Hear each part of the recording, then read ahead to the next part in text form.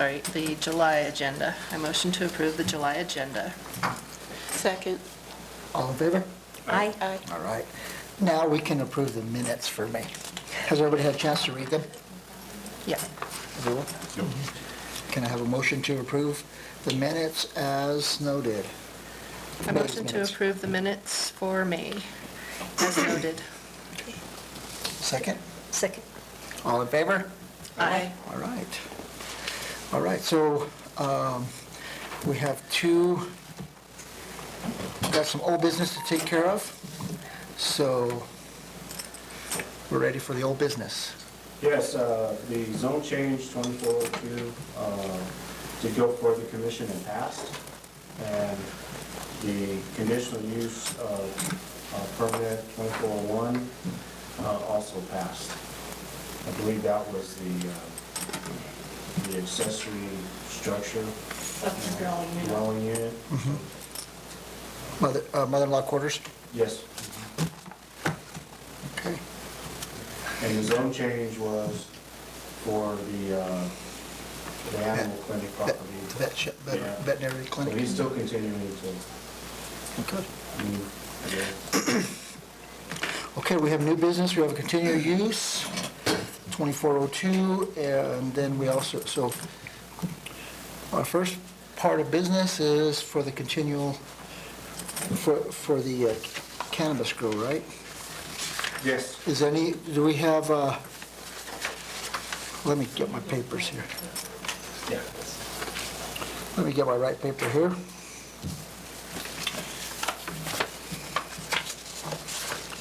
Conditional use permit, 2402, request for a conditional use permit to grow cannabis, 2700 Pepsi Way. Do we have all the parties here? No, staff is present, the applicant is not present. Okay. Then, We would like to proceed. We'd like to proceed to provide testimony. What's our recommendation? okay. All right. So, is anybody else here on that particular, No one signed in. for- no one signed in for conditional use? Okay, so it's just the city? Okay. So, both of you will testify, please stand. Do you swear to affirm, tell the truth under the penalty of perjury? I do. You may be seated. Mr. DiMichello, go ahead. Okay. Mr. Chairman, members of the Planning and Zoning Board, before you is this conditional use permit 2402 for a cannabis grow on 2700 Pepsi Way. To initiate this process, we have the individual fill out an application, and there is a conditional use evaluation that we score, we go through that meets the criteria for the application. Initially, when this was presented, of the 6 items that are in the evaluation, and this is not in your packet, only because it's a very extensive process. I think I have a copy of it at the, The evaluation we have. yeah. Do you have it? Okay. Do you have a copy of the Yeah. evaluation? So Final score. as you can see there, there is not meeting the evaluation sheet. You may ask, well, then why did we allow it to proceed forward to come before you? Is because initially, at the time of application, we were under the impression that everything was okay for him to at least apply and go through this process. As we sent out notifications and we went through the process for the hearing and to set up for today, we received from the county, State of New Mexico, County of San Juan, and the 11th Judicial District, Cannabis Control Division of the New Mexico Regulation and Licensing Department as petitioner, a lawsuit. It's a petition for temporary restraining order and preliminary injunction on Irving Ray U. Lin. That name matches our applicant for this cannabis grow. So the alleged incidences or deficiencies that are in this packet are very extensive. Some of them that I'll touch on are things like growing 20,000 plants when they were only allowed to grow a few hundred or maybe 1,000, far and away beyond and above what they were allowed to do. A whole list of other things that are noted is the complete lack of cooperation with the Cannabis Control Division, not keeping up with things like the inspections that are required for the cannabis to make sure they're of quality, mold, bugs are some of the things that I was told that these inspectors look for in the quality control aspects of it, and has been associated with these most recent issues around the county, particularly in Kirtland, where the Cannabis Control Division is investigating that, and where a lot of this petition centers around on that facility. For the record, it's water flow, And water flow. just for the record. Yeah, thank you, for the record, in water flow. In addition to that, staff, in particular Jarita Hunter out of our office of Pioneering Tech, reached out to the Cannabis Control Division, was contacted back by an Eden representative from Cannabis Control, who advised her, and she could speak specifically to this, but that these allegations are serious. They suspected that 2700 Pepsi Way, which is the application location, the applicant's location for this new grow, was being utilized by this individual, and that, again, they just had a kind of an informant or someone told them that this was suspected that this was going to be an area that's going to go and grow next. Jarita confirmed that he is there. This is a place that he is occupying, and he's seeking our approval. Yesterday, they sent over and this conversation happened yesterday, I believe, and so they immediately sent over an investigator. Right before this meeting, Jarita received the correspondence from that investigator who went to this location. I briefly glanced through it, but for the record, the investigator found that marijuana was there and that marijuana has been growing there. And so this, again, is contrast to our process. Mr. Lynn should not be setting up or operating his business until we approve this process, if we're to approve it.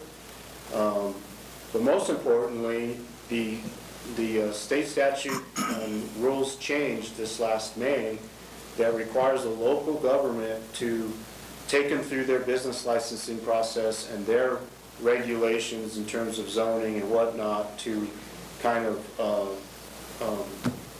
approve a site. Okay, Mr. Lynn has not done that. Okay, and then back to our evaluation checklist. As you can see on some of these notes, there's no filtration system. The Cannabis Control Division specifically spells out what is required and what is required to be inspected or verified to be there. And in this case, this filtration system and water is something that they need to show is adequate for their operation. Hasn't done that. Security plan, we understand from both facilities, or multiple facilities that this individual is involved with, has never done that, and we certainly haven't received that as well. And the 4 and 5, the not enough info to determine is we don't know if it's detrimental to the property. We just don't know enough about it because we never got through the process of either ourselves going to look at the facility and following what we are required to look at for the cannabis grow, and also getting the report from Cannabis Control Division themselves that they're required to inspect and make sure it's up to their standards. None of that has been met. So to conclude, Mr. Chairman and members of the Planning and Zoning Commission, Can I add one thing? yes, The license that was presented to us that supposedly was to cover him is not for an address in Aztec.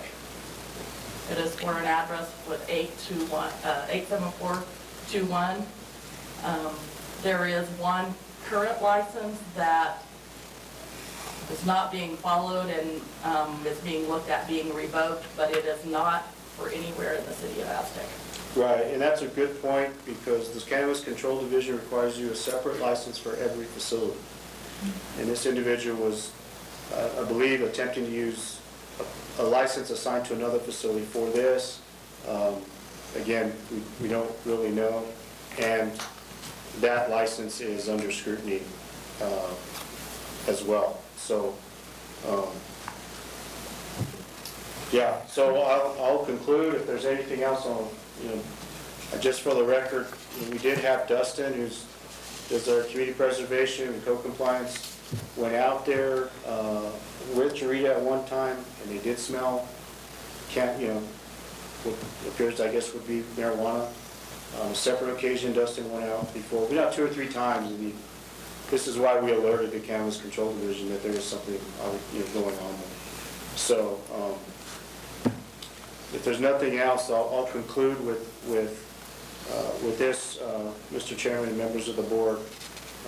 Because of the lack of information, because of the amount of alleged violations of the Cannabis Control Division, staff recommends a denial of this conditional use permit. And again, the applicant is not present here to testify, but in consulting with our city attorney and the Cannabis Control Division and all the work that Jarita did, and instead of pulling this item, we felt we had to go through the process, give them their fair due. Again, these are allegations, but again, because of lack of information, we do this process a month in advance, if not more, and I got one voicemail return call back from Mr. Lynn and no other discussion. So, and he's again not here tonight. So staff recommends denial. Thank you. Any questions? I have a Further? question. Yes. Whose responsibility will it be to eradicate the plants that are out there? Yeah, that's a great question. We've learned so much going through this process that even our police chief was aware of this person, of this type of growing system that seems to be in several different places. But he said that they have no jurisdiction, and that the county has no jurisdiction, that it's the state police who has jurisdiction to come in. However, we did receive that the county has filed a motion to intervene, which will give them, from what I understand from our police department, give them some jurisdiction. But if all that goes through, this restraining order and injunction, then it'll allow law enforcement to go in and clear this place out, basically. So. Okay. Well, that's government at work. Huh? That's our state government at work.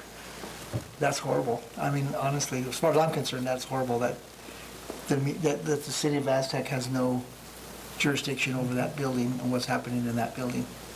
Yeah, because we talked to him about it because, this guy's growing illegally, or it's just not. And, this is also linked, supposedly, allegedly, I don't want to say this is directly to this individual, but to the, what was that called? The Navajo gold?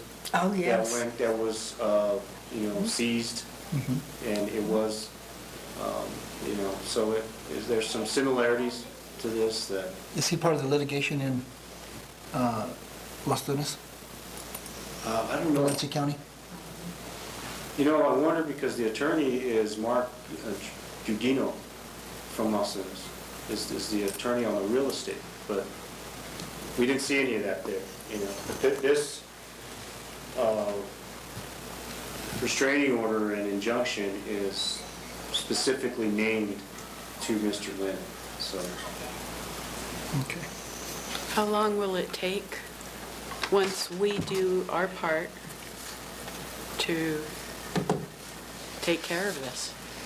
Well, so after this, we will let them know that it was denied. We will Why don't you take it to commission first?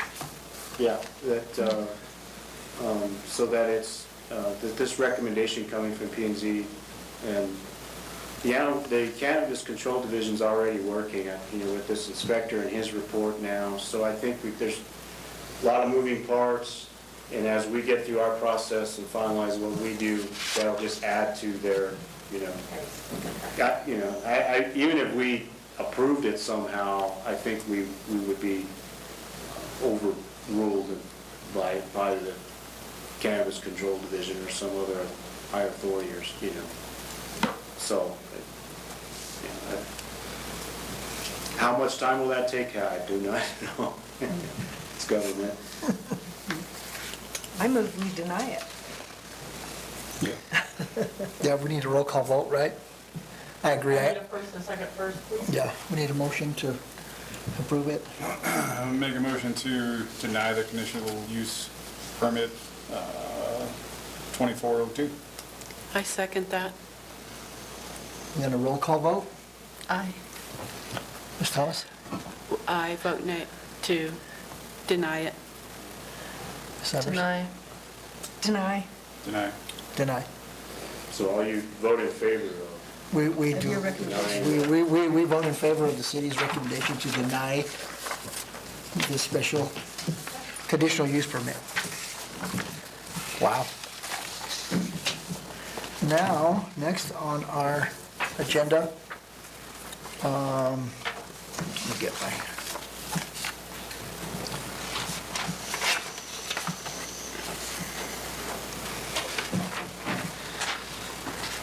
so the meeting tonight will be conducted under the procedures mandated by the New Mexico Court of Appeals. Oh, these are the folks that we have, okay. Which is intended to protect the due process rights of all parties. Under this ruling, the following procedures will apply. Parties to the meeting will be identified. Any witnesses to the parties may wish to give testimony. Okay. To provide comment, all persons offering testimony will be sworn in by the clerk, mayor, city attorney, whoever authorized and administers the oaths. All persons offering testimony will be subject to cross-examination by the commission, city staff, and parties to the hearing. This is subdivision, preliminary and final plat permit, sub 2401. Do we have anyone, Ryan, Tracy Grace, are they here? Okay. Do we have anyone else that would like to speak on behalf of this? I have two, I'm getting the second one. Please, if you'd like to speak, would please sign in. And once we get everybody signed in, we're going to swear an oath.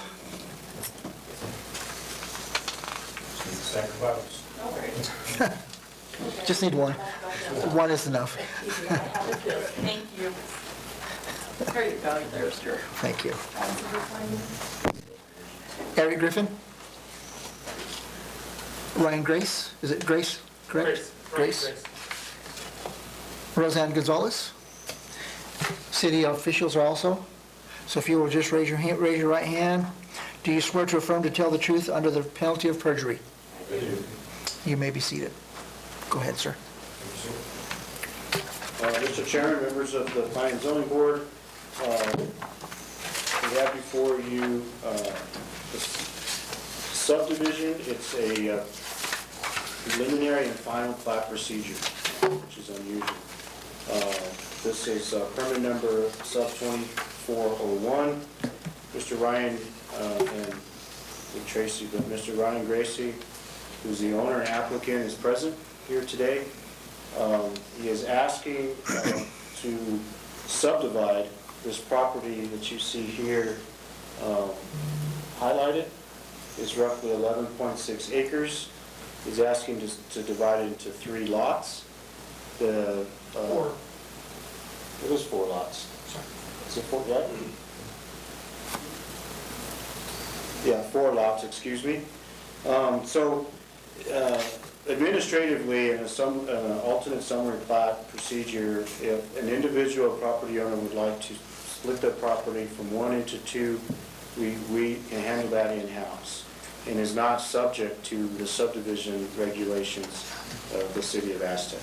When you split beyond that from, up to 3, and in this case 4 lots, it triggers the subdivision regulations as a subdivision, as a development.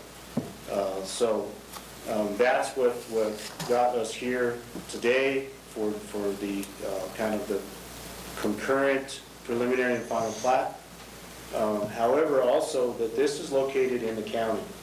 If you all recognize off of 3008, further down here is Elders Market. This is not in the city limits. So because of an extraterritorial zoning, as it's called, which is a 3-mile buffer, if you will, around the city limits, the city of Aztec has planning and platting authority over what development goes on within that 3-mile area of our city limits. So that's why Mr. Gracie has to come through our procedures, if you will, for his property that's located in the county, because it's located within that 3-mile buffer zone. Now, when we typically go through a subdivision that's going to have several houses and a full-out development, there are several requirements that need to be met, usually in the preliminary plat stage, where the developer or the property owner comes in and shows what they'll be developing, how they'll be developing it, roads, in terms of paving, curb and gutter, all of what you would see in a normal, as you envision, a subdivision in a neighborhood. That's typically what this process does. Because it's in the county, and as you can see, it's a very, kind of rural, undeveloped area, none of these things will be required, because none of these things are present in and around this area that Mr. Gracie's asking to be split up, including city infrastructure like sewer, water is privately owned, not city. Even the electric, I believe, is not city, it's Farmington. So the only thing that we really have jurisdiction over is the land use. And we don't even dictate the zone. So I will now pass this to Mr. Gracie if he wants to talk about exactly what he's going to be doing with this property, how he came about, and then I'll come back to conclude, if that's okay. But I'll stand for questions before I refer to Mr. Grace. So this is going to be jurisdiction of the county, Yes. right? So we're just meeting really for, if it's going to go back to the county, so the county's going to have to do this approval as well, Yes. and then the commission's going to have to approve it. So does it go to the county next, and then to the commission? Should have already been to the county. No, it'll go to the commission. Yeah, it'll go to And the the, city of Aztec will give their recommendation for And then signing off on the plat. And then it goes to the county for final? yeah. Then it'll go to the county because that we've addressed it. But again, from your recommendation to the city commission, and then from there, it'll go back to the county. Michelle Truby's the planning director who will kind of run Mr. Gracie through their process and go from there. We will receive a plat, right, Mr. Gracie? That'll be really the next phase of when this is all approved, is he'll get a surveyed plat with these 4 new lots that will have to come back to us to sign off. And we'll go through a kind of another review process, if you will.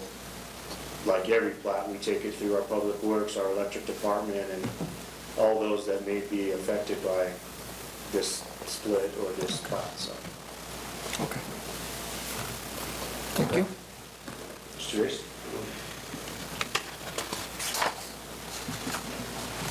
Mr. Chairman, members of the Planning and Zoning Board, thank you for your time today. That way they can make sure they get the microphone.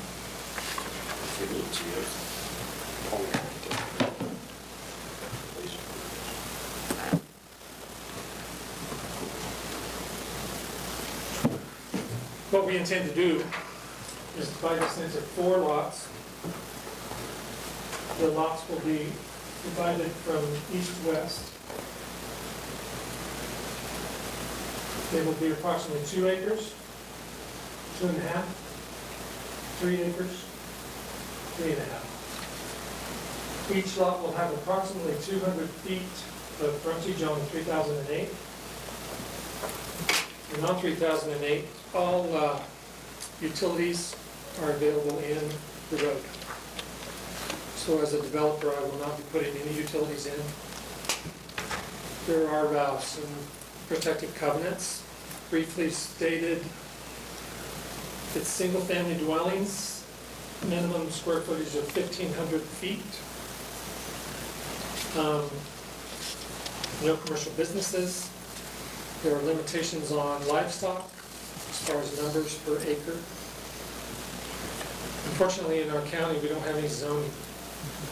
So the covenants are intended to protect the neighborhood.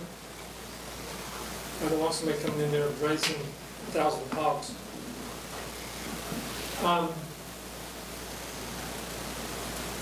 Everything around me is residential. And I believe what we're proposing is similar or identical to what is in the neighborhood. And I'd be glad to answer any questions you might have. This is irrigated land? It is irrigated. Okay.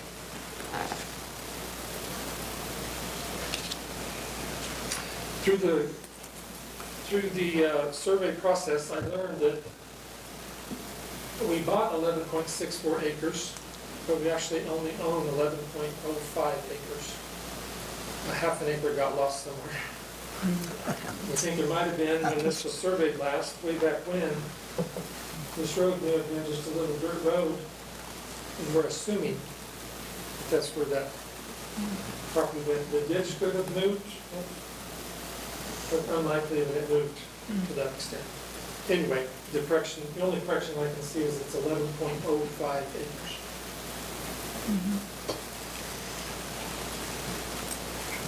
Questions? Does anyone have any questions? Thank you. Thank you. Mr. Gonzalez?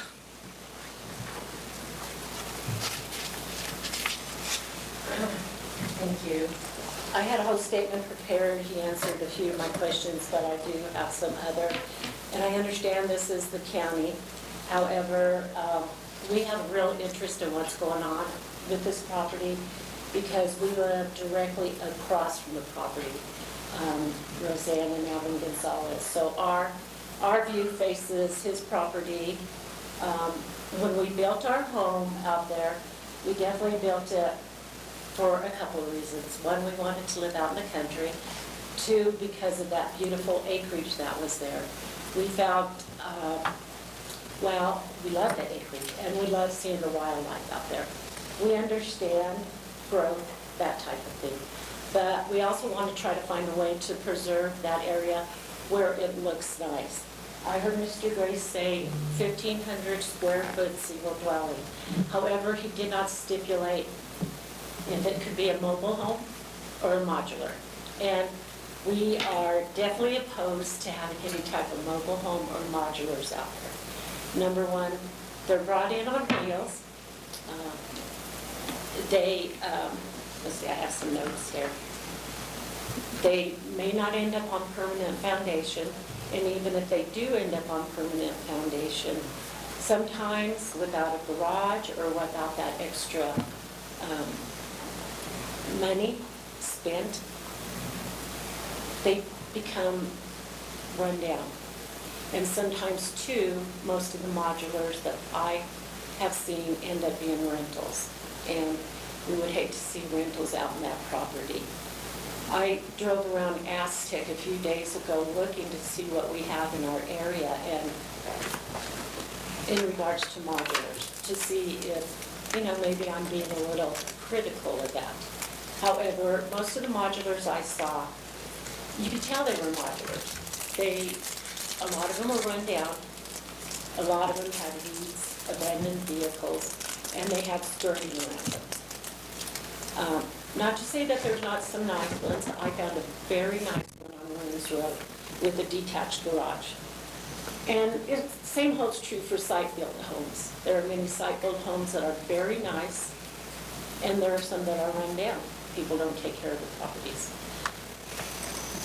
It is my husband and my conclusion to say that when you spend hundreds of thousands of dollars on property to make it look nice, we would just hope that our neighbors would. And right now, we have a very, very nice neighborhood, if you want to call it a neighborhood. The people to the left of us, people to the right of us, they keep their properties up very nice. The other thing, while 4 potential homes there will not bring about much traffic, there still is an issue with traffic on 3008. Currently, we have vehicles whizzing up and down that road. And I know this is not an Aztec problem, but I just wanted to let you know. We have many residents, including children, in the surrounding area who walk and run and ride their bikes on this road. So we kind of worry about that. Also, I'm not sure if this is something we could find out about, but we also would like to know, and maybe we have to wait until this goes to the county, but we also would like to know how the county fire marshal, the ditch association, and Southside Water, what they would have to say about this proposed subdivision. Now, we're not opposed if it's a site-built home with an attached or detached garage, but we are opposed very much so and would recommend to the mayor and the commissioners that it not be approved if it is a mobile home or a modular home. So, if there's any questions? Okay. Any questions? For my husband? I'd like to make a comment. Sure. 10, 15 years ago, I was on a county committee to try to have zoning in the county. We spent 3 years preparing the documents, making sure that we were trying to be fair with everyone, and there was so much community opposition that it fell apart and was never approved. And unfortunately, that is the problem with the county, is that there's so many that would not approve it. There are no regulations on what can be put where. And I understand that, Mrs. McWilliams, and I appreciate that, but I also understand because the city of Aztec has a little bit of teeth in regards to this isn't in the 3-mile territorial. I mean, you are going to make a recommendation to our commission. You know, our commission will let Mr. Grace know one way or the other if it's approved or denied. So I don't know where it would go from there. If it's approved, it would still go to the county. If it's denied, would he be able to go to the county? So, I mean, I just think that the city has a little bit of teeth in regards to this one, just looking at what's around the area. I mean, and again, that is our main concern, is that we do not want to... The other thing, I mean, it would be nice to know if, and again, I'm just bringing it out as thoughts come to my mind, that there's underground utilities. Right now in our area, there's no overhead utility. I mean, overhead. We put underground to sit on our front porch or look out our front window.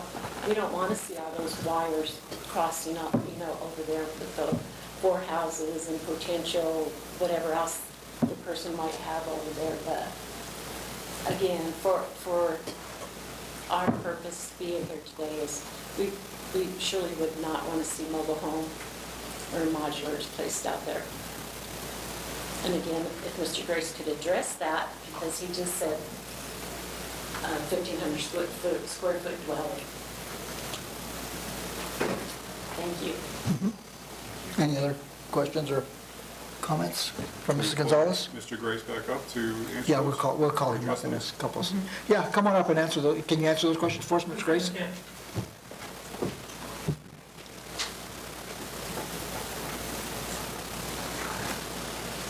Thank you again. The covenants for this property require a minimum square feet of 1,500 square feet per home. No mobile homes are allowed. modulars are allowed. And the reason I chose that, we chose that, is that I can show you some modulars that you wouldn't know the difference. We're not talking, there's a big difference between mobile and modular. Even the finance companies treat a modular home on a permanent foundation, just like they would a site-built home. And I don't believe that that detracts from the value. I cannot control whether or not somebody purchases this property and rents it out. I can't specify that they can or cannot rent it out.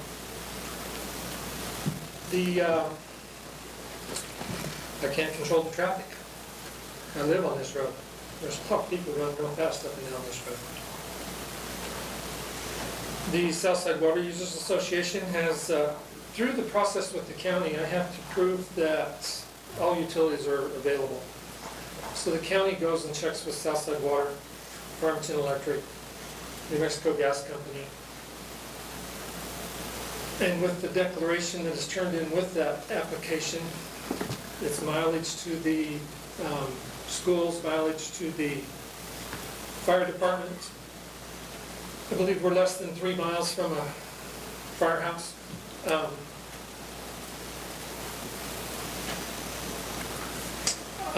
The protective covenants on this property right now do not specify underground electric.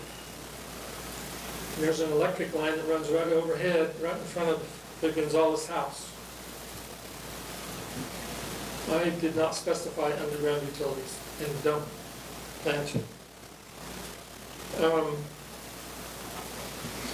To answer all of Ms. Gonzalez's concerns, I can sell you a couple of lots.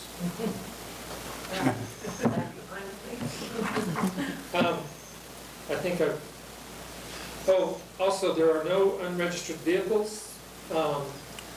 There specifies trash is out of sight. You can't park a RV or a trailer in front of your house. It has to be behind the house. This is my first time doing this, and I just took some covenants from some of the other subdivisions and used that as a template. Some of them dictate what kind of bushes you plant. I'm trying to walk a fine line, being protective but not terribly restrictive. I'm not specifying how many bushes you plant or how big your driveway is, or there's a lot of things I'm not specifying. But I'd be happy to give you a copy of those covenants. It might help you with some of your questions also. Do you have any questions? Comments, questions? I have one question. So the plan is to sell the land and then whoever bought the land would build their house or put a modular on? Is that correct? You're not building a house? I am not. Okay. I am retaining one lot for future. I mean, it could be I build a house down there one day. Okay. Right now I live up the road, but like many of us, I could use a smaller house right now. Thank you. Any other comments, questions? Mr. Griffith? Oh, go ahead, Andrew. Yeah, I'm last. Yeah. There's a floor there. So we have I'm just looking for more information, which I think Ryan did a good job explaining it. We had a lot of the same concerns as the Gonzalez family as well. Just really, we want to make sure that the property around our home, which we're working on, modifications as well, and just trying to make sure that we're bringing, at least not bringing down the property value, and that's our biggest concern.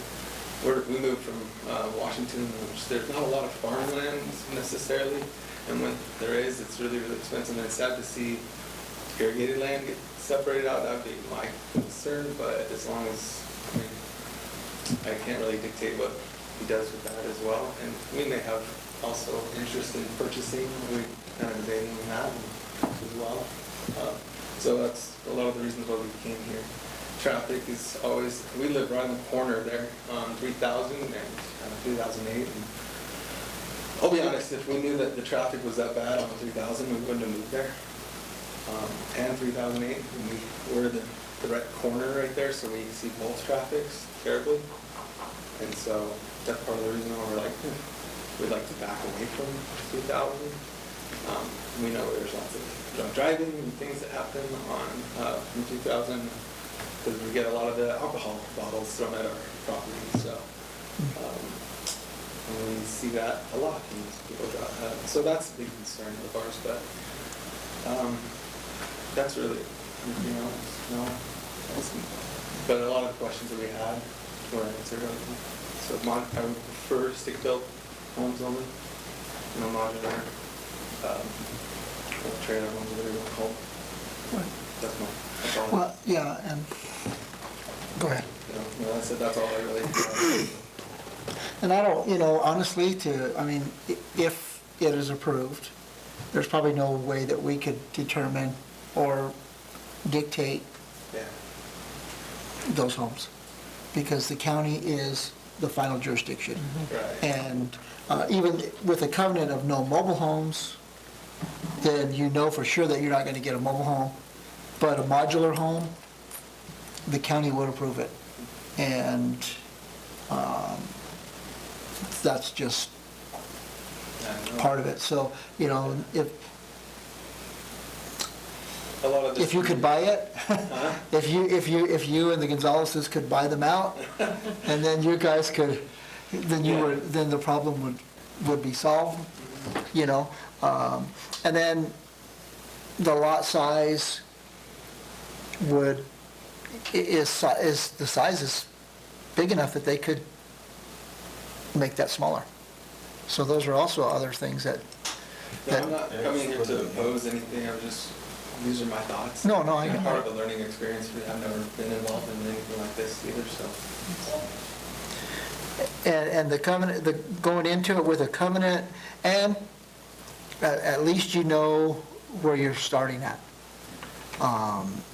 Maybe, I don't know if the covenants are going to be noted that that property cannot be split up anymore. And maybe that's something that as neighbors, maybe you could get together as neighbors and discuss those and maybe come up with something that is viable for all involved. Because I believe that those are valid reasons. They really are. I hear you all. I hear all sides. And, you moved in there because it's nice back there. It's nice back there. And I hear you with the irrigated land. You break it up. I hear all sides of it. And if you could get together and maybe come up with that Well, set of. as long as they're larger lots, to me, that makes more justification, because, I know, the rumor has been going around from this neighborhood for quite a long time, since we pretty much moved there and they purchased the land, they were going to put all these hundreds of homes, as much as they could fill in there. And so I don't know how much of that was accurate or anything, but I'm happier that it's larger lots than what, I don't know, maybe some false rumors were. I don't know if they're true or not, but. There is one thing about the county. You have to have a certain acreage to put in septic systems, or without having to, so there are some protections with the county on how, but they could be, the size of these, they could be subdivided, and there isn't anything that anyone can do about it.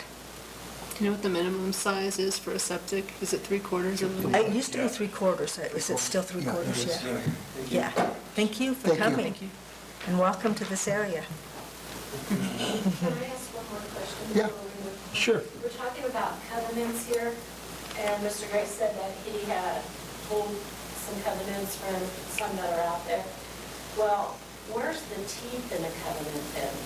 I mean, can anybody just write up something and say this is a covenant? Who has the final say on the covenant in regards to if Mr. Gray says that, it's okay to put modulars out there? Well, we might agree to that, but a modular with a garage or with a detached garage, we want it to look like the other properties that are around it. We don't want it to look like a trailer park. So, Well, I could do you probably speak understand to my that. question in Yes. regards to covenants? Yeah. I just don't And- get that. Yeah, I'll conclude to kind of touch on your concerns and questions, and also bring us back to what we're here for today. We're here for a subdivision of land. We're not here to entertain a proposal of any type of construction. It's going back to the whether- county? Yes. Yes. Okay, so this Yeah, is- and because it's in the county jurisdiction. So we are here to look at whether the subdivision of this land into 4 lots, roughly 2-3 acres apiece, is something we want to allow to be done. Now, the concerns about the ditch company, the water company, and all the infrastructure and things in and around this property will be addressed at the time of plat. So if this is approved by all authorities in the county, then the surveyor will create a plat with these new lots. And the signatures on that plat will be these companies. Will be Farmington Electric, will be every type of agency or CenturyLink, you name it, that's involved will be on that plat to sign off and make sure it's okay with their world, if you will. Again, I touched on this, but I just want to reiterate the types of home and the home building is strictly and purely the county's discretion. Again, as you touched on, Peggy, that the county doesn't have zoning, and so what they allow in the county in terms of dwellings is strictly their concern, their complete authority over. We have this extraterritorial zone has nothing to do with that.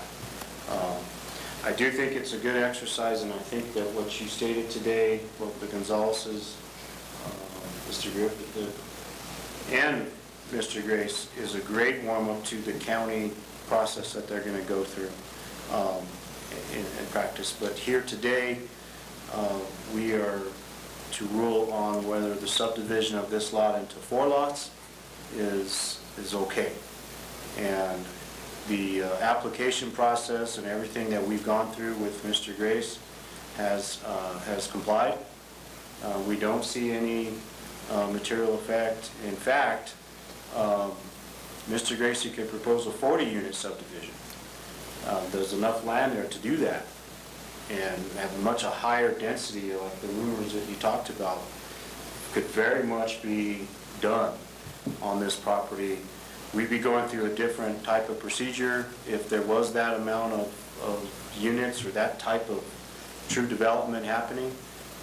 But looks like you're sticking to some type of rural aspects of this, if you call it a development. But the subdivision of land keeps quite large parcels of property intact. That's much of the same around this property. Like I think the Gonzaleses are on over 2 acres, and all of their neighbors, Mr. Collins is at 5.5 acres.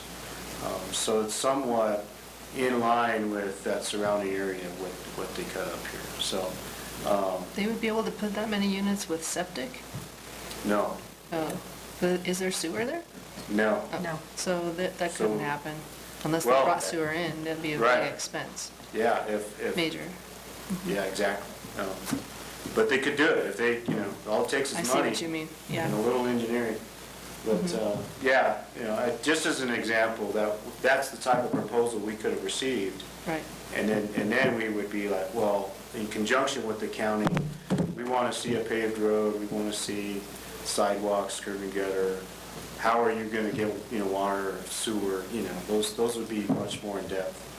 And I'm sure much more of a concern if that was what's being proposed today to the surrounding neighbors. So, but on the basis of what we received, what we look at in terms of, any impacts to the city, we didn't really find anything. And so we recommend that this be approved and moved on to the city commission. I'll stand for any questions. I just was wondering, Mrs. Gonzalez, what is your concern about the irrigation? Or both of you guys? Oh, okay. I thought I heard that there was a concern about Just irrigation. concerned that farmland has become shrunk down, that's all. Oh. and you can sell it The green belt. irrigation rights and then not losing water rights to that property. So if that was, I don't know, if that's something that's nothing that's being managed here. Yeah, that's to do with the ditch company's So I decision. know that technically we have 1 acre of irrigation that we could just sell the rights to, but that would also maybe even affect the aesthetics of that area. Mm. Okay, thank you. Any other questions? Mrs. Gonzalez talked about the restrictive covenances. And my husband and I have done a couple subdivisions, one of them Pioneer Heights, and then one at Golden Meadows in Flora Vista. And we took 20 acres and made 21 lots out of it. And we had restrictive covenants very similar to Ryan's. And it's, the way ours was written was that the homeowners could form a homeowners association and self-govern. But what I have seen mostly, when there's covenances attached, because they have to be signed by the person purchasing the land, it sets expectations for them on what they're going to put on their property. And just that mindset alone, if you've ever driven through Golden Meadows, it was the same kind of thing. It was farmland, but it was the last place on the ditch and you couldn't get water. So we turned it into a subdivision. July, when you needed the water the most, everybody had their water upstream and we couldn't get it. So really the restrictive covenant sets expectations for the subdivision. And in most part, people do seem to follow it, in my experience. So it's really good that Ryan has the covenants. I'd like to make a comment. I've been told all my life that a protective covenants is only as good as the person that signs it. That's right. And it's, yeah, It's difficult to put teeth in a covenant. it is. One way to do that is the homeowners association and pay dues. The only way I could figure out how to put any kind of teeth in the covenants is if 75% of the landowners in this subdivision have a problem and need to go and seek legal counsel, and they are awarded whatever they're after, the person in non-compliance pays all legal fees. That's the only way I could figure out to put any kind of teeth in the covenants. So if 3 of the 4 owners say, we don't like this, you're not following the rules, they can take them to court, they can get it enforced without any expense to them. Yes. Thank you. Any other questions, comments? I think so. Oh, I would, because of your concern about the road and the speed of the drivers, you could go to the county, obviously, and try to see if they could, express your concerns to them and see if they might put some kind of speed limit there to at least discourage people from taking that particular road if they want to go that fast. I don't know how effective that would be, but it would be a start if you're having problems like that. I don't know what the county would do. They might want to do a study, some kind of a speed study, and see how fast people are going through, like monitor it, and then make a decision based on that. And my understanding is that once the county assigns a road number, they assign a speed limit Oh, for I that see. road. Okay. There is a speed limit already. And I know part of that was maybe a separate concern for a separate time or separate body of people. Sure. Because when we first moved there, there was a drunk driver stop there that pretty much did nothing but just slowed traffic down. And when we first saw that, I was like, this is weird, why is that? And then we noticed the excessive speed, the amount, the incident, the preposterous amount of hard alcohol bottles that were thrown at our property. I mean, weekly we have to go out there and clean them up. It's ridiculous. So I don't know where to go with that, but that was more, I guess, more of a separate, Yeah, sure. Did you say the county was going to be addressing, have you heard, is the county going to be addressing zoning again? I know they talked about they'd like to, I mean, Yeah. but I don't think so. It's a big issue, and the problem that we had is the people that we got at the commissioners' meetings were the ones that didn't want it.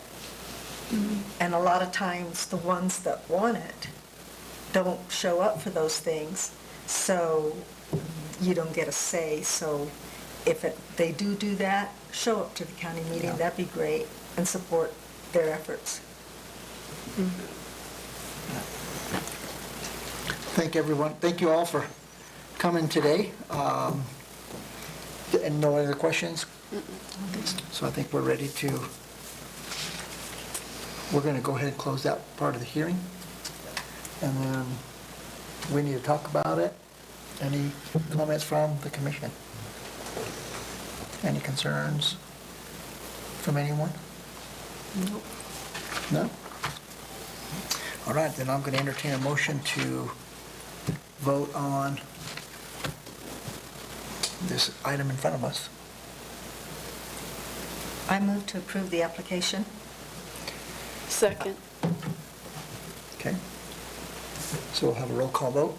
Ms. Whitney, I'm in favor. you're in favor? In favor? Aye. In favor? Who seconded, please?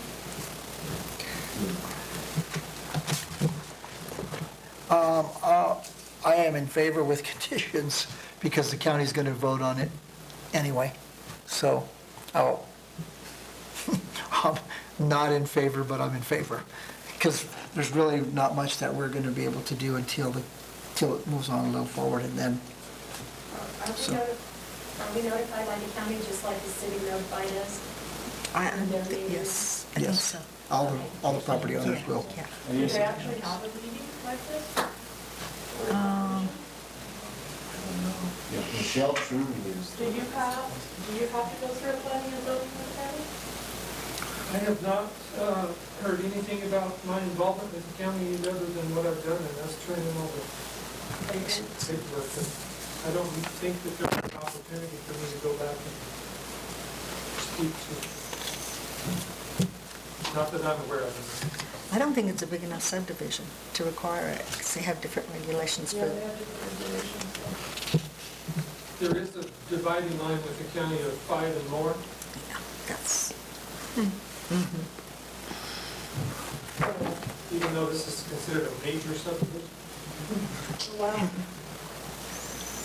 So it would be, if you have questions about that, I'd call Michelle Trudy. We need to develop that over there and find out what happened. Okay? So did you guys vote? yes, We did. So we're good. yes. We did. All right, thank you all. You can stay for the rest of the meeting. You're welcome to stay for the update, or you're welcome to leave. Mr. Gray will meet you at the commission meeting then. Thank you. You're welcome. All right. Okay, are you for updates? East Aztec Arterial, I'm pleased to announce that we are moving forward. The opening of the bid was at the beginning of this month. There was two bidders. One of the bidders turned out to be disqualified because they didn't complete their packet. F&F Construction was the lowest bidder and had a complete packet. The bid came in at over $19 million, close to $20 million. The amount of money the city had available was roughly about $17.5 million.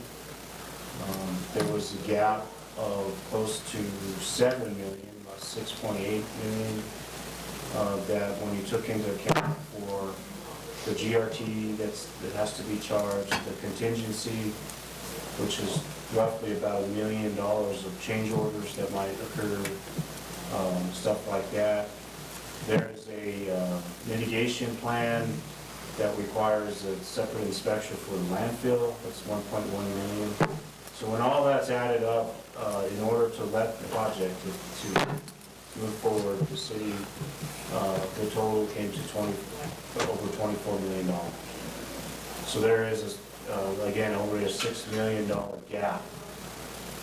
The city commission and the city manager had a workshop last week. And they determined that the city has money in its coffers. And we were in touch with the city has hired a lobbyist who has met with the secretary of NMDOT to kind of help us fill that gap. But in order for us to move forward on the project and get it going, we have to show we have that amount of money, that 24 million allocated. And then the 6 million or so gap, we can kind of go after to supplement what basically we put out of our savings account to fill that gap with. But the mayor and the commission were pleased that we had enough in our coffers to cover this gap, at least to get us to this point where the money's in one place, and that we'll go for the it's going to last 2 years for construction, and within at least the next year, we hope to get at least half, if not all, of that gap money funded through some other source. The secretary committed to $1 million, maybe $2 million already. So we have this legislative session that's coming up in January, a 60-day session. We met for our infrastructure capital improvement plan, the 5-year plan that basically is what we submit to our legislators for funding of projects, and the arterial is back on that plan in the top 5. 1, for this gap funding, and 2, for the next phase, which is now called Phase 2B, I think. We used to call it Phase 3, where we would take the 173, where it cuts in all the way back down to 550. So Phase 2B, which is what that is, we have $30,000 that we sent to the Northwest Council of Governments. They're using that money to find other money that we can go after for design, basically, of that next Phase 2B, which would be preliminary engineering and design on how that would work. So we're already moving towards that.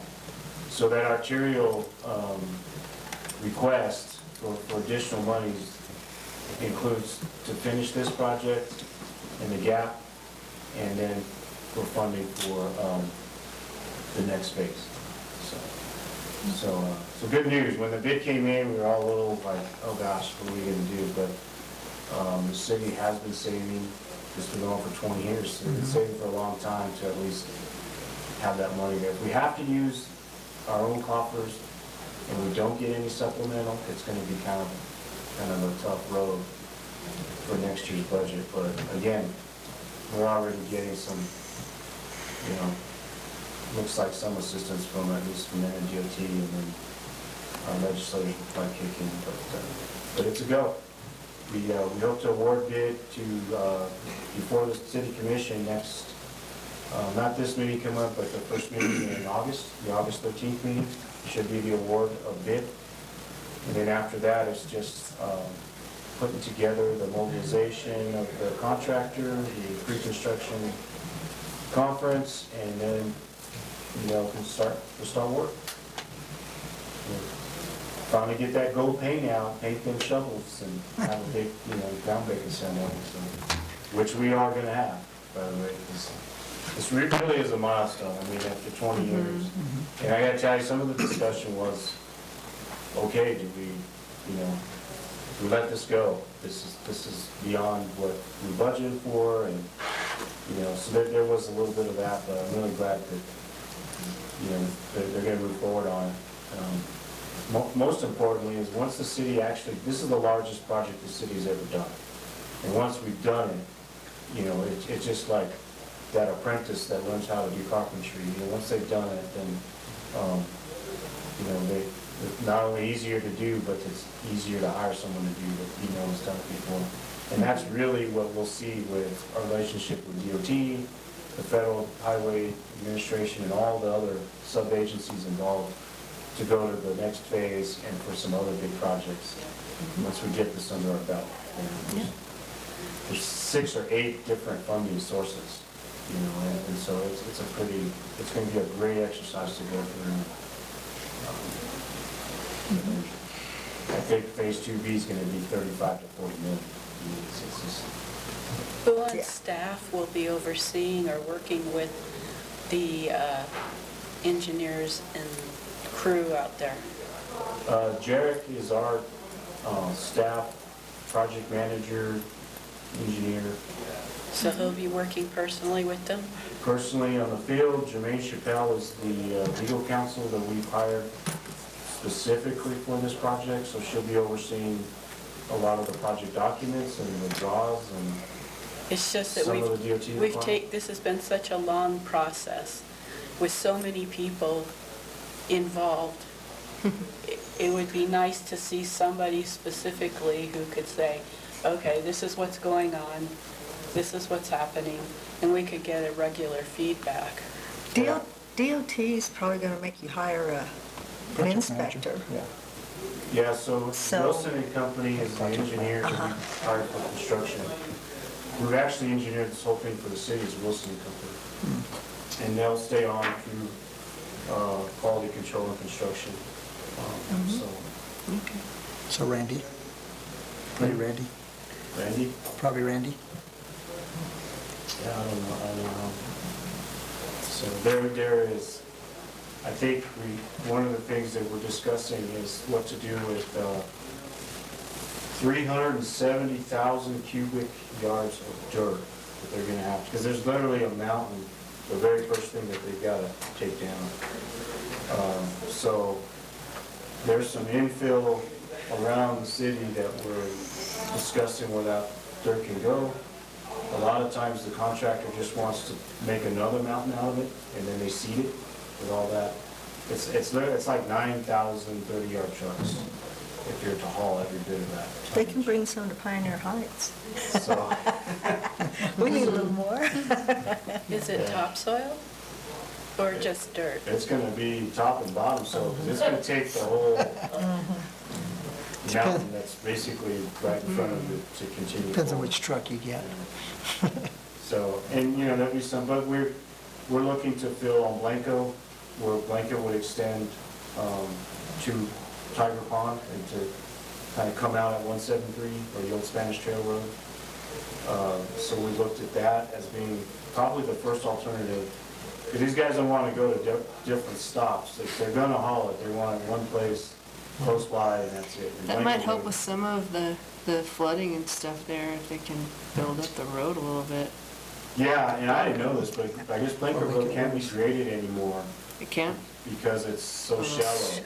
Oh, okay. With probably gas lines, I would Lines. assume, that's through there. So it does need to be built up, and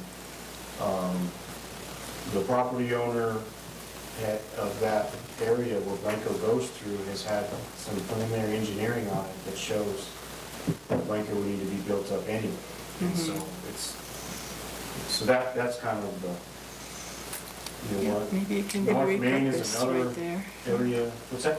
Oh, yeah, maybe the dirt can be repurposed to different areas that need it, that you're working on, yeah, such as Blanco or such as North Main or. Navajo Dam Road needs it, because those Really? pipelines are the problem with them paving Navajo Dam. They Yeah. build the road up, then they wouldn't have to worry about the pipelines. Yeah, yeah, and so. To me, that's the best. Yeah, I mean, and then, again, we haven't even had this discussion with the contractor, but this is something that we would like to include. And North Main would be another, area that probably could jump in, so, but other than that, that's, and I can give regular updates on just, from what I hear, going forward, if it helps, I can, I usually touch base with Jarek and Ruben, and they, we all kind of understand what's happening at what point, so. Well, we saw it. Contractor, the bid year before last for paving, 40% is what he went up for this year. So, Well, yes. for a two-lane road with no infrastructure, no lighting, and roughly 2.5 miles, that seems extraordinary high. It used to be $1 million a mile that was for paving. Now I understand it's $2 million a mile. But even at that, you're still way above. There's the landfill remediation, which is part of it, but it's, you know, the engineer's estimate with GRT was 16.5 million. And so our low bid came in, you know, It's a moving target. 2.5 million above that. It is. And it probably won't go down. So Yeah. can we call it the $1 Million Highway? We thought for $25 million highway. When it's all said and done, it'd probably be a $100 million highway. That's just for that phase, that's not It's the just for whole that phase. cost. This is- And again, this is just for 2 lanes. So we Right. still gotta add another 2 lanes. We gotta add water and sewer and lighting. And then we've gotta add that, you know, in phase 2B, so, you know. But we're getting there, you know. And I think it's, you know, this is, like I said, the requirement pump, that these other phases will probably come along a little faster. McWilliams Road, you know, that's, they're paving. I mean, they're under construction. Last time I was up there, they were just about ready to pave. I don't know if they started paving. They did the walkway, They did the walkway. the trail. Yeah. They paved, and they may be done with it completely. This weekend, they didn't have it quite done to Hackus. But they started on the other end, it looks real nice. The road's narrow. Yeah? It's narrow. It's narrower than I think our subdivision streets are. That's interesting. Yeah, it seems like it. Maybe not. Maybe it's just 'cause it's not finished. Yeah, I know. It's looking nice, though. It's good. Yeah, so It's good. that's, Uh-huh. no major hiccups yet, you know. It's always the change orders that, Yeah. you know, that kill you. They're So speeding. far on that project, there hasn't been much, but I Yeah. understand. They have speeding problems there and trash problems there, too, so it's all over. Yeah. Well, it's gonna create a whole list of new problems. Now that it's paved, this time next year, I bet you there'll be issues with people racing up and down there. There already was. Already are. Well, that one car had flipped over. We got up on Saturday morning and looked over, and there was a Cadillac A Cadillac. that had flipped over on its top. Nice Cadillac. I think some kid borrowed his parents' Oh, car. boy.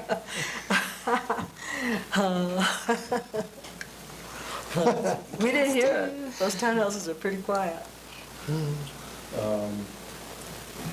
So that's it on McWilliams. I think they're on schedule also. We didn't put the reservoir, but that's also on schedule. They're just about finishing that up. There has been some change orders on that, but it hasn't exceeded what, the bid on that came in actually well under what the engineer's estimate was. And so there was room there on the reservoir, but that's also about halfway to completion. They didn't have paving on that. No, but Is the city satisfied with their work?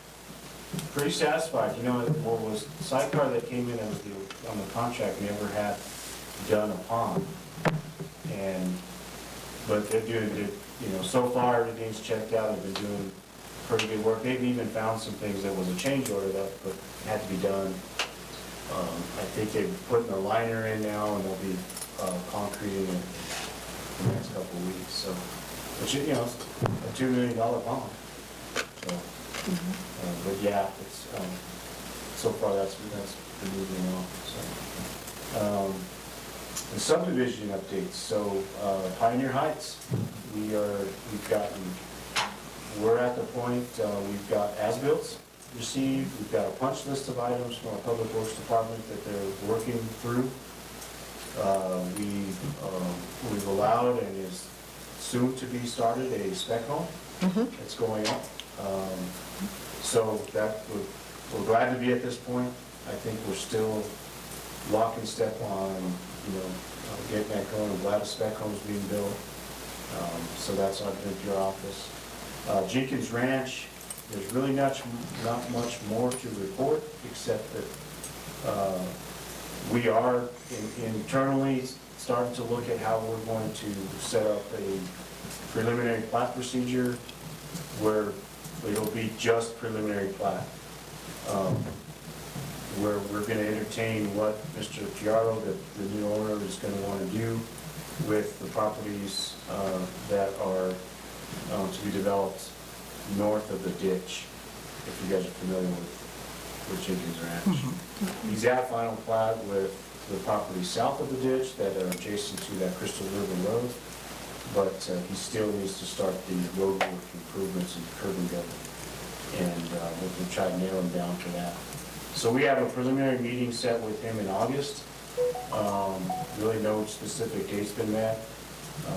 Cheney Walters Eccles is working with him on it, and we're actually trying to work around Bob's schedule. He's a busy guy, so.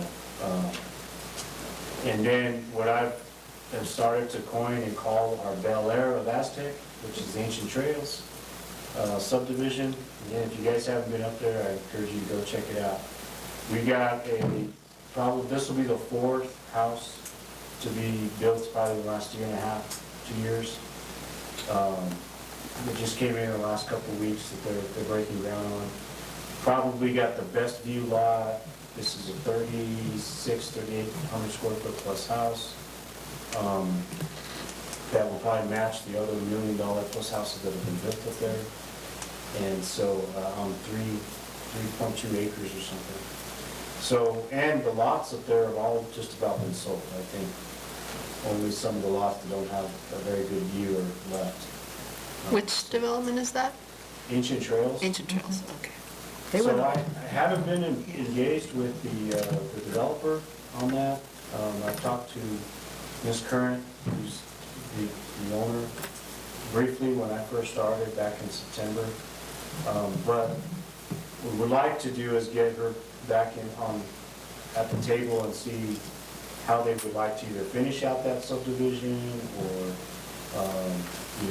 what maybe next steps would be. And some of that may include, if you guys, so the subdivision is you come up and then it basically is meant to loop all the way around back to itself. And the way it's constructed now is you come in and it loops all the way around and stops about 3/4 of the way or half, and then it turns to dirt. They didn't finish that last loop, didn't finish the loop. And so there's several other lots that they have, I think, divided, but they're not listing or marketing because they just haven't finished those improvements. So, that's a discussion that we'd like to have and see maybe if there's something else that they'd like to do with those lots that are all typically about 2 acres, just about, and bigger, so. So anyway, and every single one of these subdivisions are, to me, poster childs of what, or picture book of what you'd want in terms of development. So, yeah, I just hope that we see these houses go up. In terms of Ancient Trails and how that's been developing, it's pretty much, because it's such a large lot and you're only dealing with a certain amount of, I think there's 42 lots altogether, but literally what's developable is half of that, about 18, and they're just about getting there, so. And Jenkins Ranch, if you've been down to that Crystal River Road, those houses we built there are custom, very nice, high-end as well. So, that's cool. And I'll say with Pioneer Heights, it's kind of welcoming because you have a kind of a medium income, middle range home that's really not represented with Jenkins Ranch and Ancient Trails. I think, especially Jenkins Ranch near the Crystal River Road and those houses, they want to do custom and specialized homes in line with already what they're building on Crystal River Road. And Pioneer Heights, I think, is going to match a lot of what's needed in terms of just... The demographic. Yeah, just having a... Who needs a home? Right. Who needs a, You have like the whole spectrum going on Yeah, here. yeah. I hate to say Which is starter good. home, but, Yeah, I guess It is a starter home, a starter anyway. home or just a, Affordable. what It's normal affordable, people nice, would but live in home, affordable. I would say. Yeah, Yeah. yeah, Yeah? Because that Ancient Trails home would be, if I hit the lottery, yeah. Yeah. it'd be kind of some of those homes. I got to go in one of them and it's just incredible. Yeah, And they're really A couple of impressive. them have moved back, basically either born and raised here or they're, had some roots here and came back to retire here. And That's then cool. Some of the others that I know of are also just retirees, so. spare no expense. You know, they spend all their retirement money on Yeah. some fancy house, but that's all I have. On Pioneer Heights, once this spec sells, in fact, I'll be bringing in another permit, application for permit.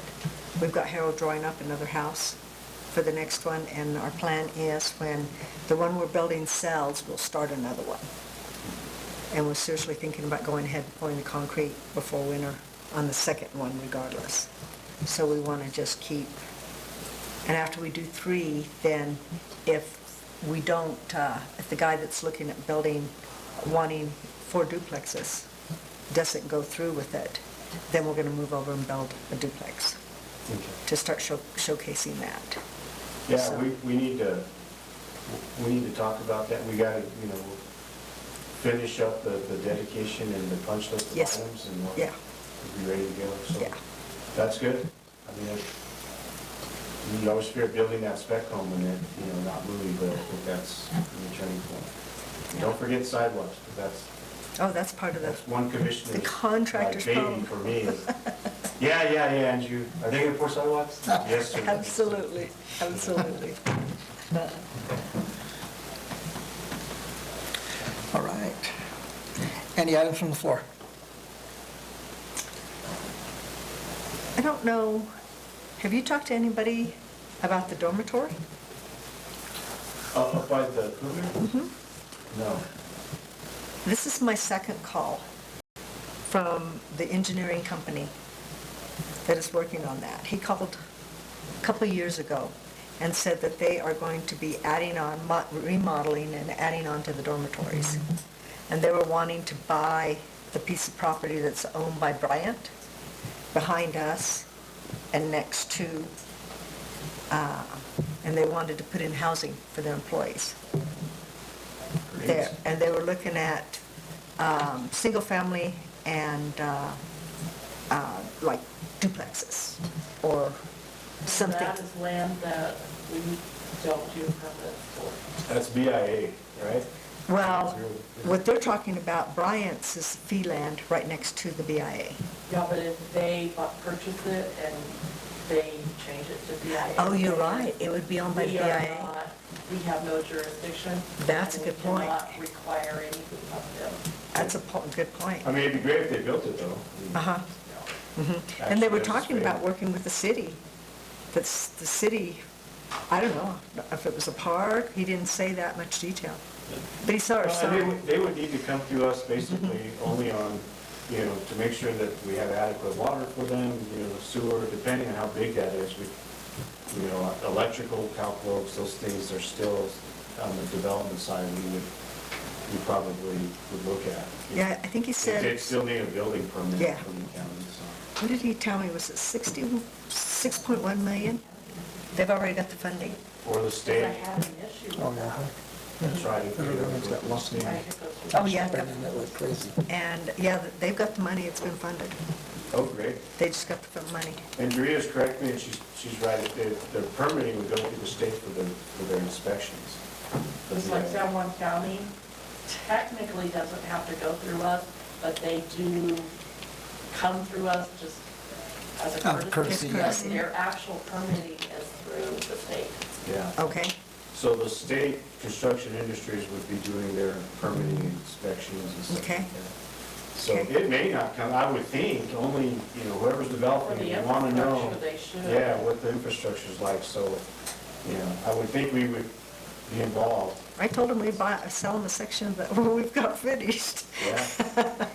That, if you're hearing those things, that's great, And I'm sure once it gets to that phase, we'll, Well, they got the funding, so I'm assuming that it's gonna move forward fairly quickly. and it's really a hidden, Yeah, I had no idea that was there until I was told, I was Yeah. shown it. it's an ATV trail for all the neighbors, is Yeah. what it is. What kind of employees, for what? For the dormitory? I don't even, I mean, all I know is Kugler's there. Oh, okay. For the Native American people, there is a dormitory. It's been there when I was in school. Oh, so it's just housing for? It's housing for them so Designated. that they can come here and get a better education. Oh, I see, okay. And it's usually high school age kids. Oh, they have to be in ninth grade, No. Yeah, see. yeah. And it's worked well for a lot of years. And that's, he said they're going to increase it. So I don't know what kind of staff they're talking about, but he was talking about like 16 townhouses or duplexes. Or they plan. Yeah, just the construction jobs. Maybe they're gonna start bringing them to the lower grades. And And maybe so, I'm sure that's Aztec Electric up there too, right? Yeah. It's all- it is. Yeah, it's plastic electric. It's I mean, we that. benefit with the meter fees, the construction revenue, that'd be great. Yeah, so there's going to be some 100 students or so. I think. new jobs in Aztec that, Okay, so, I don't know why he called that's us. a good thing. Yeah. Maybe we're a backup plan, I don't know. They called I twice. thought it was your land. You got land sale? No, he Maybe knew. the one answered the That was phone. Bryant. In fact, huh? Maybe you answered the phone, he's trying to get a hold of Bryant, but good for you. No, he specifically called us because he got our number off of our new billboard that's going to Durango. And basically, he said they're having trouble getting it, she's died. And they hadn't been able to get hold of anyone. At one time, there was talk that the family was going to donate it, and then they backed off. So being the landman I am, I went out and found the Bryant grandson. And he said, no, they just got it in their name, but I haven't seen any title work go through the county yet. And that they were going to keep it. So there's another one that's fixing to come, I'll bet you. They're going to develop, and he lives in Bayfield. Awesome. So, just a little city gossip. Well, no, we had an economic development board meeting this morning and touched on how, I'm getting, in our office, we're getting a lot of interest coming in. In fact, you're supposed to have a presentation on what I call the green building, Real Justice Kits, that's right here on Main Street. Used to be the old Masonic Lodge, I guess. Oh, yes, originally. yes. So there's a developer who has bought that and is going to develop it. And they were going to present this morning on their development, what they're going to do with that building. But last week or 2 weeks ago, they reached out to me and said that the investment that they were selling to fund this investment, and they wanted some economic assistance stuff, fell through. So they're holding off for them. But that was exciting. I think they're still going to do it. He assured me they're still going to do it, but just Find the another money investor. they were going to use is not, I don't know if it's like a 1031 exchange or something like that, of what they were, structuring it. And I think I told you Brandon, Ryan bought Step Back In. You guys know Apex, that's the old Enchantment Lodge. Okay. That he bought those, fixed them up, renting them out, that seemed to have been, it's finally turned a corner, because at first I think he struggled, they were asking pretty high rents. But what I liked about what they did there is they went after a certain target market for traveling nurses and folks that may only be here 6 months at a time, working in the region, and that are willing to pay, $1,200, $1,500 a month for a studio. A lot of them came furnished. They do come furnished, they're really nice. Well, he didn't want the furniture, he wanted to modernize it. You what? He didn't want the furniture. He's going to modernize it, because it's more, Oh, you're talking about Step Back. step back, oh, I'm sorry, yeah. Well, and he furnished Enchantment Lodge. Okay, and- yeah. And you're right, in fact, they're supposed to close, I think, tomorrow, or maybe next, but it's closed. And, working with the owner that's there, she can be pretty tough. She is tough. But I think they got a deal. He's a little nervous because they will be coming through us for a conditional use permit. Because it's zoned commercial, and in commercial you can have a hotel, which is what that was. But he's converted to an apartment, which requires a special And use. Tweety had to do that because she had converted it. Right. But the conditional use only goes with the owner. It doesn't go So he with has the to get that property. approved. Oh, I see. Yeah, but he's gonna, get the carpet and a lot of these things, and I wanna document, because what I really liked what Tweety did was some of the old original family names, she put it to each room, that you see there. There was some McWilliams room there. There's a McWilliams room. Yep, there, you know, so that type of stuff, you know, I think there's a Chavis room, there's, you know, John Favorino was telling us even a that Flores, I don't know, I think I might have saw. they tried to go back and find the first settlers, and Right. like the first one was named one of the first settlers, Yeah. and Yeah, that's she where all did the names that. came from. Well, the reason that we named Blancett is David's grandfather. Is it grandfather? Great-grandfather. Anyway, great-grandfather was a great-grandfather. Them and the Blancetts were really good friends. Yes. And so, because of Tweedy's negotiation, Oldfield didn't like her very well. And when we named that street, everybody's like, what are you doing naming the street? It's history. I mean, the two families were close at the time. Hatfields and McCoys. Yeah, and actually, one of the McWilliams boys, one of the two brothers, married a Blancett's daughter. So, So, yeah. there's that history, right? And so it's neat that he's, you know, and also, you know, I think Tweety is anxious to get, and she's wanting to just farm, and I think it's gonna be kind of unique for her, but these guys are gonna come in and fill the space. You know, it was, I had relatives that wanted, they'd come and step back in, and sometimes it was hit or miss, you know.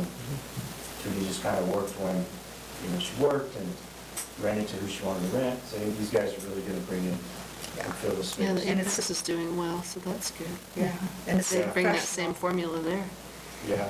Yeah. So, you know, other than that, there's the build on the south end of town. You guys see that new commercial building going up? That still building, that's 680,000, you know, in valuation. That's Ernie's, right? Ernie's? It's right across from Legion. Yes, Ernie It's Phelps. Ernie is building it. Phelps. And what's he putting in it? Actually, John Fabrino's We're gonna lose it. mechanic business is gonna go in. Oh, wow. Yeah. So, Cool. yeah, he's really hit a niche with that. I think it's taken off for him, so. What does he do? Basically outfits emergency vehicles with their lights. And, Okay. you know, Contract. I don't know if he Ah. services them also or what, but That's cool. That's a good niche.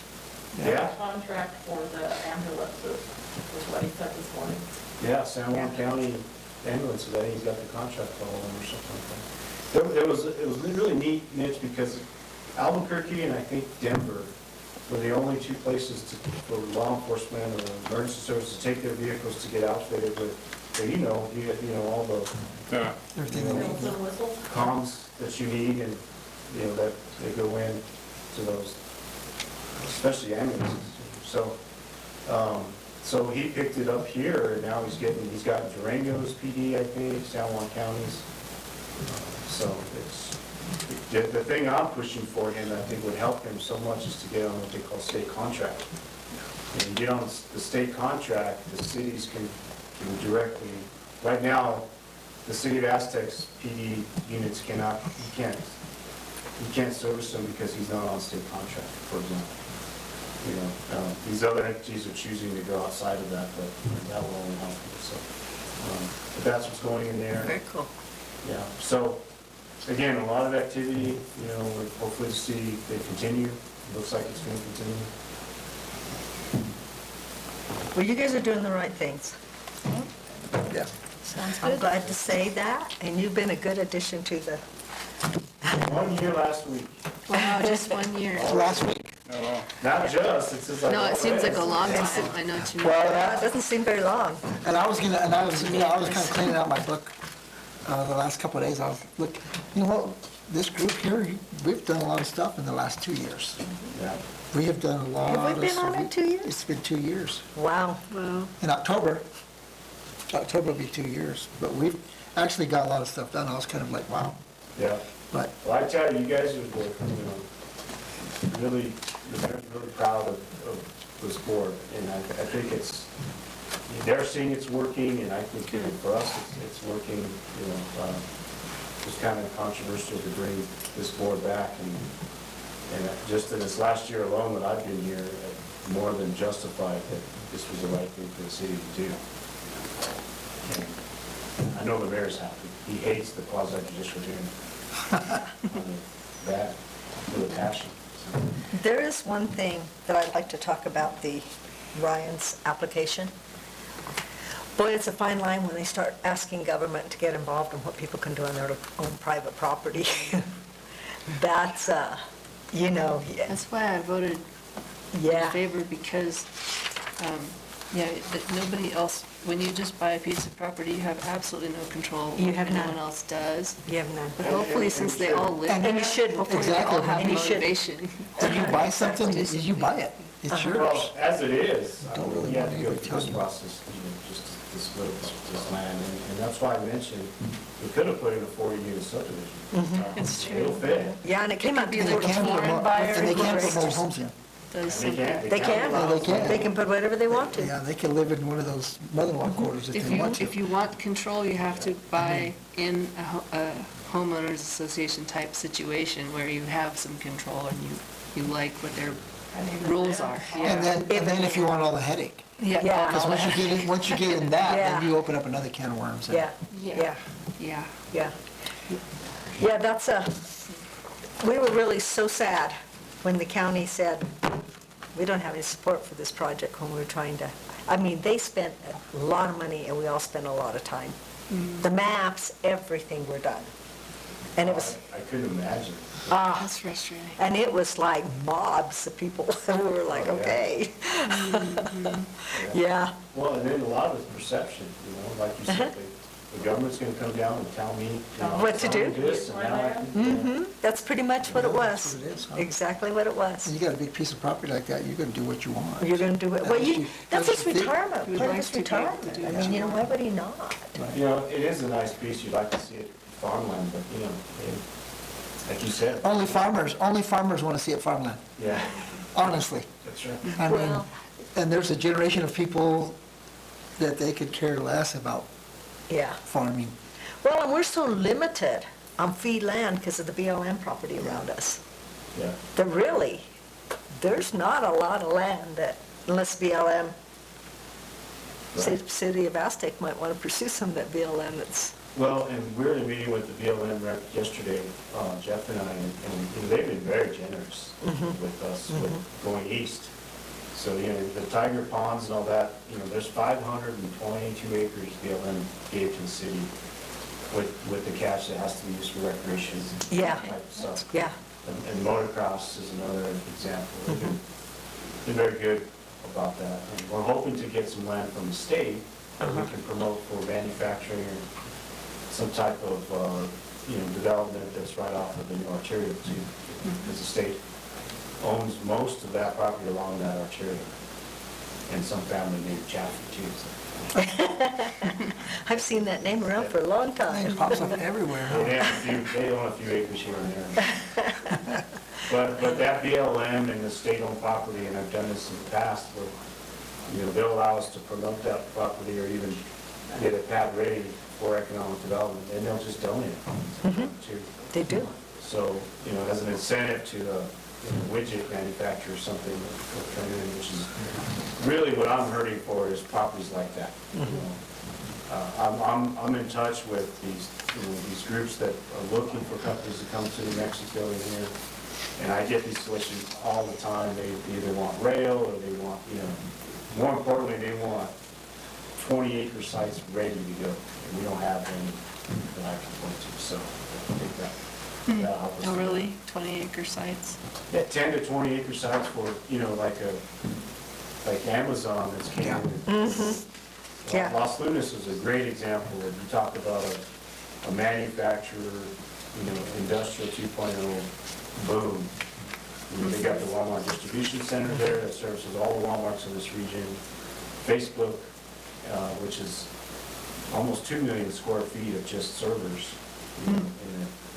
And then now the Amazon distribution center is 1 million square feet. It's where we need a rail. We do. That would open us up. When I worked in economic development to kind of build all this that what Las Lunas is experiencing now. 15 years ago for Central New Mexico as their executive director. It was somewhat easy because we had rail, we have interstate, we have air, the Belen Airport, which is now a regional airport, is got a crosswind runway they put in for cargo aircraft, so even a FedEx cargo type planes can land there. So their infrastructure's set up for the Amazons and these things to come in, you know. And up here, it's very challenging because we don't have air, we don't have rail, and we really don't have interstate, you know, as much. even Are you though guys it's- talking about the rail that would be coming up from Gallup? that Yes. You're talking about? Okay. Would Yes. it even come out this far? If it comes even, I mean, you know, the I important know thing there's is that the it old rail does. from Spanish Trail, right? Yes. And Yes. maybe it could connect to that so far in the future, if Yeah. they could even do that now. Well, You know, I spent a lifetime working with Burlington, BNSF, the rail, and, you know, all the folks that are working on this project, which is also Jermaine, the attorney we hired for the arterial, she's also working on that rail that the county's working on. And I wish them luck. Yeah, because it's that very would tough be to do. amazing, though. It would really be a boon for the whole area. Yeah. It would provide a lot of jobs because manufacturers would want to be here, or food processing or whatever. Yeah, that's a long-term goal. That would be really cool yeah. to bring that here, and all the opportunities that would bring. Well, years ago, Intel wanted to come here because we had water and we had natural gas. And, yeah, but we didn't have transportation. We didn't even have air in and out of here. And so they were going to build a fab here. Yeah, that is. Any other? Can I get one favor, I guess, Jarita? You know, the binder that you made for us has all the, can we get a revised sign code for our binders for the next meeting? Sure. If that's The something. new sign code? Yeah. Where's the sign code? That's the only Yeah, thing I think that's that's been the only changed, thing right? that we've changed. No, there's been changes in chapter 26. Oh, yeah. Can we get 20 and 26 chapters revised, new? That way we got them? Sure. So we're going through and purging all the old stuff, because I think we told you when we were going through the sign code, I had a really, really old version, and we had the Yeah. right version, so. Yeah. Especially now doing all these changes, we're We're wondering. trying to make ourselves start just using the computer because it's hard to remember if you've updated the hard Well, copy or not. And maybe, if that's the case, then maybe just provide us a flash drive. Or have it online With somewhere that everything. we Or can I access. I can give you the access to online. Okay. That way. Oh, we can go to the take care website, I of guess, Yeah, right? you go to the website, Just go to the community website. development and pull them up. That's the, you always know you have the latest if you go there. Okay. Because that, It's it's the updated right safest away. way. Okay. But, But let me know, if you want a hard copy, I can, but yeah, the especially because I, safest is online. if you want a hard copy, do let us know, because I know there's some, and I'd like to have a physical copy that I agree to, so if that's what you prefer, let us know, we'll get you a copy. Can we print off of the website? Yeah. Yeah. Yeah, so. Okay, I can just do that. Yeah, it's just a lot of pages. Yeah, I was saying, it's just, You know, I'm like, that's what I said, I was cleaning my book out, and it's like, there's a lot of pages, I'm gonna have Jarita do that for me. yeah. But, So no, let us know on any of that If you stuff. want it hard drive, just let me know. I mean, hard copy. no, Yeah, a hard copy. I don't, because I got it. You got The it? digital copy is better. Yeah, and we are trying to go paperless, I think, here. I just looked at that binder. I'm looking at that binder, I said, I gotta get this thing up to date here, because I know it has had a number of changes, and Put a sticky note, take those pages I out, just put throw a 'em out. sticky note, go to the computer. I just throw them out. I'm just gonna repurpose that binder. There you go. Yeah. I have to have a book burning. Let's do it. I think it was kind of necessary to start though. I think it's easier when you're first starting to see all of it that way. Oh, definitely. Yeah, definitely. And I do refer to it, so. Anything else? Can we have a motion to adjourn? We're ready to adjourn? Motion to adjourn. I second the motion. All in favor? Aye. Meeting has been adjourned. Thank you all very much. That was fun. Before you guys go, what I felt to introduce Cade Maines. Stand up, be recognized, sir. He's our intern from San Juan High School. Oh. All right.